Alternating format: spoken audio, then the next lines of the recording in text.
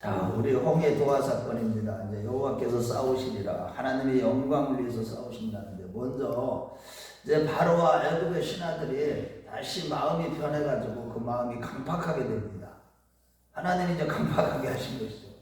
그러고 나서 뒤돌아보니까 이제 이스라엘 백성들이 다 애굽에서 나가고 나니까, 우리가 어째서 이렇게 했지? 우리를 섬기는, 어땠지? 우리를 섬기는, 이거 얼마나 큰 손해냐. 우리를 섬기는 자들이 다 도망했으니까 다시 잡아오리라고 뒤쫓아게 됩니다. 그런데 그때에 하나님께서는 이스라엘 백성들을 어디로 모르셨냐면, 이 홍해가 돌쳐서 여기 어디에요? 믹돌 사이 비하이로다 바알서본 맞은편 여기 바닷가에 장막을 쳤어요. 홍해 가에다가 장막을 치게 하신 거예요. 가에 거기다 장막을 치게 하라. 그리고 거기 이제 홍해가 앞에 보이고, 그러면 거기 앞에 장막을 200만이 딱 갇히고 있었던 거예요. 그런데 이제 왜 거기다 치게 하느냐? 지금 바로하고 바로의 신하들이 쫓아올 수 있도록, 자, 저 홍해 앞에 아픈 적 도관의 등지가 됐다. 우리가 쫓아가면 잡을 수 있다. 이런 마음을 하고. 그래가지고 이제 애굽의 바로의 신하들과 바로가 뒤쫓습니다. 병거 600성하고 수많은 병거들을 그냥 특수부대하고 그 200만을 잡으려고 하니까, 끌어올려니까 모든 애굽의 병거들을 다 동원한 거예요. 그래갖고 막 쫓아오는데, 어디까지 쫓아오냐? 이제 이스라엘 백성들이 진을 친 거기까지 다 쫓아온 거예요. 그걸 딱 본 거예요, 백성들이. 그러니까 이제 백성들이 그냥 두려워서 벌벌 떨고 있었죠. 그런데 그때에 하나님의 여호와의 사자가 이스라엘과 애굽 군대 사이로 싹 가니까, 옮기니까, 그때에 하나님의 임재의 상징 구름 기둥도 함께 쫙 옮겨갖고, 이쪽에는 그냥 깜깜한 밤이 되게 하시고, 이쪽에는 해같이 이제 밝게 이렇게 하셔서, 그렇게 하고 나서 그 하나님이 그쪽으로 가기 전에 모세에게, 너는 지팡이, 하나님의 임재의 상징 지팡이를 홍해로 딱 내밀어라. 그랬을 때 어떤 일이 벌어졌어요? 큰 동풍이 막 불어와가지고 밤새도록 이 물을 갖다가 벽을 딱 갈라가지고 200만이 지나가도록 벽을 그냥 딱 싸게 만들어, 물벽을 만드시고. 이 초자연적인 역사죠. 하나님의 역사죠. 자, 여기서 우리가 그러고 나서 이 육지를 건너듯이 건넜다는 거예요. 마른 땅을 건너듯이. 원어적으로 보면 완전 마른 땅이 되어버렸대. 먼지가 펄펄 나는 이런 역사가 하나님이 일으키시는 거예요. 자, 여기서 우리가 이제 깨달아야 되는 두 가지. 첫째, 이 바로의 마음이 또 완악하게 되는 거. 이게 귀신은요, 이 마귀를 상징하는 거예요. 이 마귀라는 놈은 항상 어찌됐든 우리를 죽이려고, 끝까지 죽이려고 하고 멸망시키려고 하는 그놈이 호시탐탐 우리의 주위에 있고, 늘 우리는 거기에 너무나 많이 미혹될 때가 많아요. 사람들이 자기가 속고 있으면서도 영적으로 무감각하니까, 말씀이 나를 조명해줘. 이게 말씀이 내 안에서, 이 귀신이 들어오면 말씀이 있으면요 바로 알게 돼요. 말씀이 살아있으면 내 안에. 말씀을 사랑하지 않으니까 문제인 거예요. 사람들이 말씀을 안 들으니까 분별이 없는 거예요. 마귀라는 건 여전히 있거든요. 우리가 믿든지 안 믿든지 그건 실체예요. 마귀라는 건 어디까지 들어오냐? 우리 마음의 지성소 안에는 못 들어오지만은 육체까지, 생각까지도 마음이 들어와요. 마귀 생각이 들어와요. 혼적인 영역까지 들어온다고요. 이놈은 영이기 때문에 눈에 안 보여요. 그냥 우리는 그저, 사람들은 그냥 눈에 보이는 것만 있다고 믿잖아요. 눈에 안 보이는 세계가 실존인데 그걸 몰라요. 왜? 말씀을 모르니까. 말씀을 모르니까 뭐가 실체고 내가 누구인지, 하나님이 어떤 분이신지, 구원이 무엇인지, 천국이 무엇인지, 믿음이라는 게 뭔지를 모르는 거예요. 하나님이 택하셨다는 의미가 뭔지도 모르는 거예요. 이 하나님의 절대 주권이 모르는 거예요. 이 세상이 그냥 돌아가는 줄 알아. 그냥 어쩌다 세상이 생겨가지고 어쩌다 이렇게 돌아가는 줄 알아, 우주가. 참 기가 막힌 거예요. 우리 인간이 만물의 영장인데 우리가 타락하고 나서 전적으로 타락했기 때문에 영적인 세계의 눈이 다 닫혔기 때문에 이제 그럴 수밖에 없어요. 그래서 이제 우리가 신앙생활하면 참 우리는 어떻게 되는 충만해야 되는 거예요. 말씀으로 충만하고 성령 충만함을 받으라. 왜? 우리가 성령 충만함을 받지 않으면 우리는요 맨날 속아요. 맨날 속고 맨날 죄 짓는 것밖에 못해요. 종교생활을 한다니까 꼭 내가 무엇을 해야 되는 줄 안다니까. 자기를 갖고 나가려고만 한다니까. 왜냐하면 영혼을 사모하는 마음을 우리 인간들에게는 타락했어도 그 마음을 주셨기 때문에 전도서 3장에 보면. 그래서 어느 민족이든 심지어 시종까지도 신을 믿어요. 신을. 하나님을 신을 의지한다고. 그런데 이제 중요한 거는 말씀을 모르게 돼요. 말씀을 싫어하기 때문에.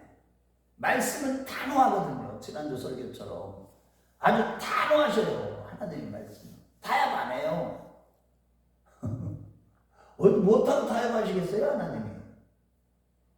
그런데 그분이 사랑의 하나님이시고 자비하시고 무궁하신 하나님이기 때문에 우리가 진멸되지 아니하는 거예요. 죄를 지어도 그 자비와 긍휼이 무궁하심으로 우리가 진멸되지 아니합니다. 여기 보니까 바로의 마음이 이렇게 완악해가지고 이렇게 또 뒤쫓아온 것처럼 마귀도요 끝까지 우리가 천국 가는 순간까지도 막 뒤쫓아와요. 매 순간순간마다. 이거를 잘 분별해. 항상 마귀가 뭘 나하고는 전혀 상관없다고 하면 안 돼요. 마귀하고 입 맞추면 큰일 나는 거예요. 그거 자기 자신이 그거하고 입 맞추고 대화를 나누는 순간요 그놈이 또 완전 지배한다니까. 다 속인다니까.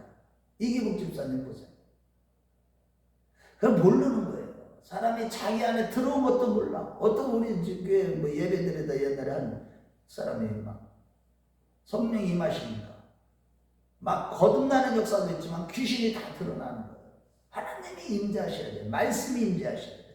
말씀이 선포되는 곳에 하나님의 성령이 임하시는 거예요. 고넬료 가정이에요.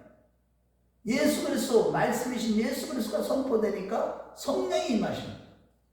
그러니까 막 방언이 터지는 거예요. 말씀을 모르니까 귀신들이 역사를 모르는 거예요. 어쨌든 이렇게 쫓아와가지고요 진퇴양난이야. 앞으로는 홍해지 뒤로는 외국군대. 그러니까 이제 백성들이 보세요. 아유 우리 인간 똑같아요. 또 원망해요. 아이 차라리 우리 애굽에서 그들 섬기다가 그런 광야에서 죽는 것보다 낫지 않았느냐. 야 모세하고 하나님을 막 원망하는 거예요. 그럴 때 여기 13절 한번 읽어봐요. 모세가 뭐라고 얘기하는데 시작. 모세가 백성에게 이르되 너희는 두려워하지 말고 가만히 서서 여호와께서 오늘 너희를 위하여 행하시는 구원을 보라. 너희가 오늘 본 애굽 사람을 영원히 다시 보지 아니하리라. 정말로요. 가만히 있으래. 너희들이 좀 제발 설치지 말라는 거예요. 너희들이 무엇을 해야 되는 줄 알고 막 그래서 있잖아요. 진짜 믿음 뭔지 아세요? 위기에 만났을 때 막 사람을 쫓아다니고 뭐 구하러 다니고 일하는 게 아니에요. 아버지 앞에서 잠잠히 하나님을 구원을 보는 게 그게 진짜 믿음이에요. 우리 한번 이사야서 30장 15절로 가봐요.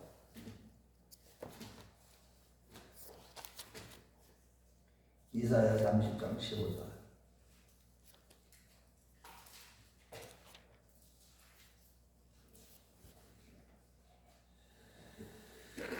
자, 시작.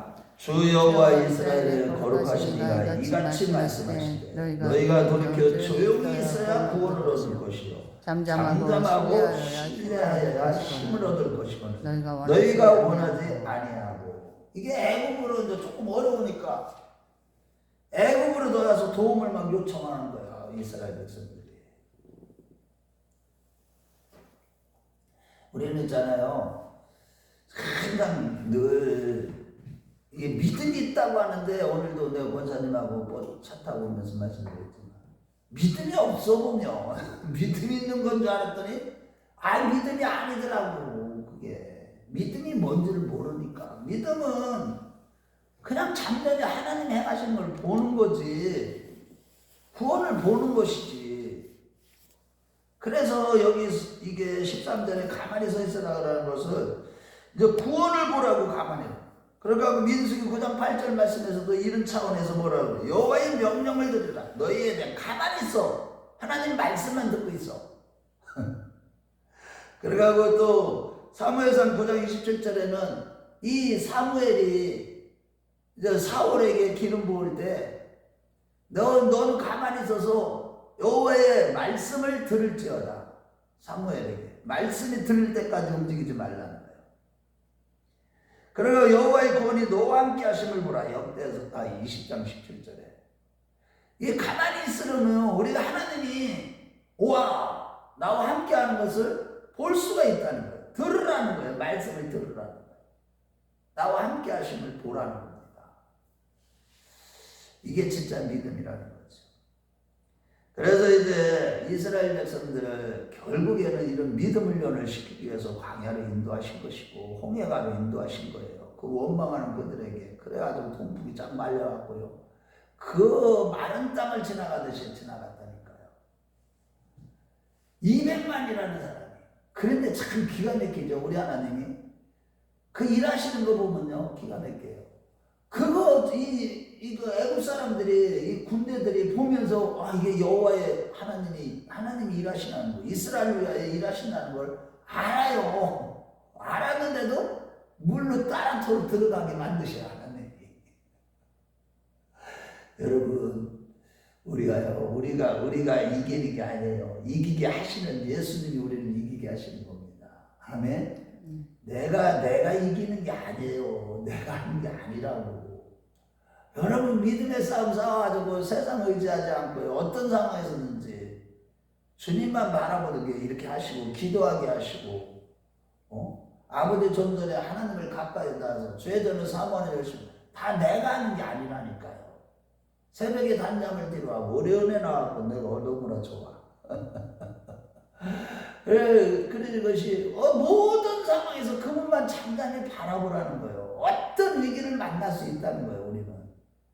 왜냐하면 사단이 득실거리기 때문에. 저도요, 어느 때는요, 마음의 평안과 기쁨이 넘치다가 또 이 일들이 현실이잖아. 현실이 눈에 딱 보이잖아. 그러면 또 여기에서 평강이 쏙 금방 사라져. 그러면 내가 이게 또 주님을 의지하자고, 말씀을 내가 생각 안 했구나. 말씀을 또 찾는 거야, 속으로. 그러면서 말씀을 의지하고 감성을 막 하는 거야. 내가 아는 말씀들을 막. 그러면 좀 그냥 마음이 쫙 평안해지는 거야. 어떤 문제를 만나. 문제는 있어요. 문제 없는 사람이 어딨어. 크고 작은 것 뿐이지. 모든 인간은 존재 자체가 문제인데 우리는 없는 거예요. 사실은 없는 건데 있는 것처럼 사는 거예요. 우리가 말기가 이 말을 통하는지 모르겠다. 이해가 돼. 우리는 없는 거라니까. 하나님 앞에 하나님만 계시는 거라니까. 이 다 보면 하나님의 일을 행하시는 거, 하나님이 절대 조건으로 모든 것을 주관하시는 거예요. 지금 악한 먼저 마귀조차도 다 하나님의 도구예요, 도구. 아버지 뜻만 이루시는 거예요. 말씀만이 전부라는 거를 이 세상 돌아가는 걸 통해서도 다 보여주고요. 마귀의 역사, 이 귀신들의 역사 이런 걸 보고서도 다 말씀만이 실존이다. 이런 거를 보여주는 거예요. 그래서 우리가 이런 것들을 우리 삶 속에서 나타내 보이시는 하나님께 감사해야 되는 거예요. 시편 138편 2절로 한번 가볼까요? 그래서 이 시인이 그런 얘기를 하는 거예요. 하나님의 말씀만 높이 내 삶 속에서 말씀만 높이시는 하나님께 감사하시고. 우리 한번 138편.